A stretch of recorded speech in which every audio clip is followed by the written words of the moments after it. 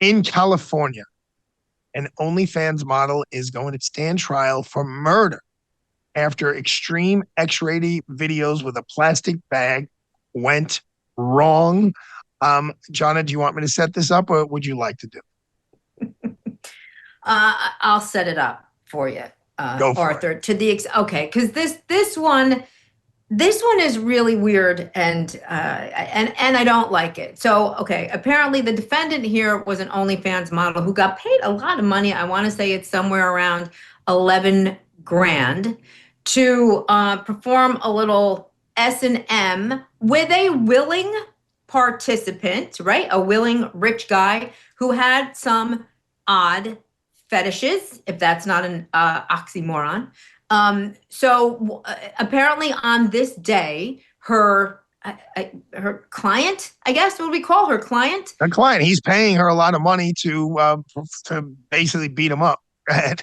Well, in this case, he wanted to be, I guess, wrapped head to toe in saran wrap. He wanted a pair of women's boots gorilla glued to his feet, but more importantly, he wanted her to gorilla glue his eyelids shut. I don't know what, and they're calling this a fetish. I don't know how he would be aroused by it, but I'm not gonna. Hey, I ain't gonna judge. But so she did judge, that. John, hold on. You've judged every other case here. Yes. I was going to say, since when are you saying you're not wading in on this, Jonna? I mean, apparently there's no filter when it comes to your opinions. Oh, you think I'm unfiltered? Okay, well, occasionally I might lose a filter every now and then, but this case, and we have to remember the victim died because she by asphyxiation. So she went a little nuts with either the Gorilla Glue and or the Saran wrap, and this person could not breathe and lost his life. And then there's some question, Arthur, about when the police were called or what. Like, I think there was several hours until anybody did anything. Let's hear what the detective has to say. Detective Chris Zach. That's stop number 7. The nature of it was Mr. Dale asking Ms. Rylersdam to do certain things for him.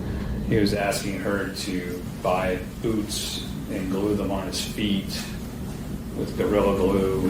He was asking her to buy dildos and glue them in his mouth. And he also asked her to pour pools of Gorilla Glue into his eyes to glue them shut, so that she was the last girl that he would ever see. And based on these text messages, were you able to tell whether Mr. Dale was offering money in exchange for these acts? Yes, I believe he was going to offer some money. I don't remember how much at this time. And you know what? Let's just play what his roommate, the deceased roommate, Andrew Smith, remembers hearing that night. Let's play Sot 8. I could just hear him say, can we stop? I'll pay you a certain amount more money to stop. And that's when I realized that it wasn't a friend, it was a prostitute or whatever you want to say. Now, there's a lot to unravel there. Jonna, isn't there supposed to be like a safe word that they use? Like, when things go too far?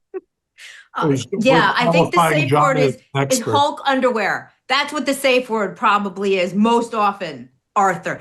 I thought you told me it was chocolate. Didn't you tell me if it's chocolate? I am not the expert on. Oh, okay. Oh, I thought he was qualifying you, Jonna. It sounded as an expert.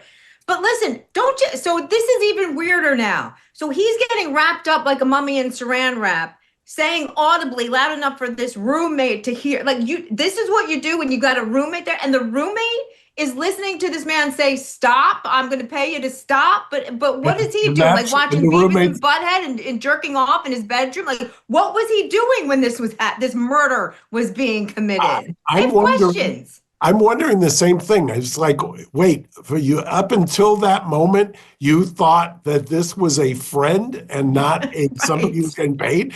I mean, none of this. I mean, I've had cases where I've represented unfortunately, the women on the receiving end who get hired out to get beat up. It's awful. And but there are fetishes out there, and that's why this is called the. But I will tell you, Mark, the judge. So this what we heard was testimony from a preliminary hearing where the judge has to determine should it go forward to a trial or not. It's our equivalent to a grand jury here in New York, and the judge said yes, there is. But he was hesitant. He goes, I don't know what a jury is really going to find. I mean, this guy is paying for it, and is there the intent, right? I mean, you both can Well, tell us the Arthur, listeners what the intent. In California, my joke, I say it jokingly about the preliminary hearings, which you're talking about what this was. That's a probable cause proceeding. We use those as often as you use the grand jury in New York. But I always say the standard now is my client breathing?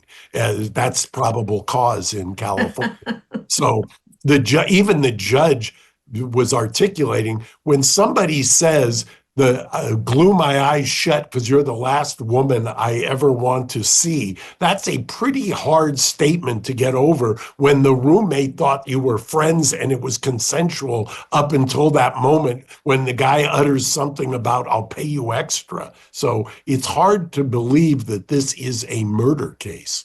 Well, this is a case that I think MK True Crime should follow seriously because it is one of those cases that's like on the cutting edge. It's on the knife's edge. Is it murder? Is it an accident? Manslaughter. His lawyer, her lawyer, I should say, is saying, look, she had no intent to kill anybody. She was doing exactly what he wanted. Actually, she can argue, I didn't go as far as he wanted me to go. I was using due diligence. This will be an interesting one to keep our eyes on.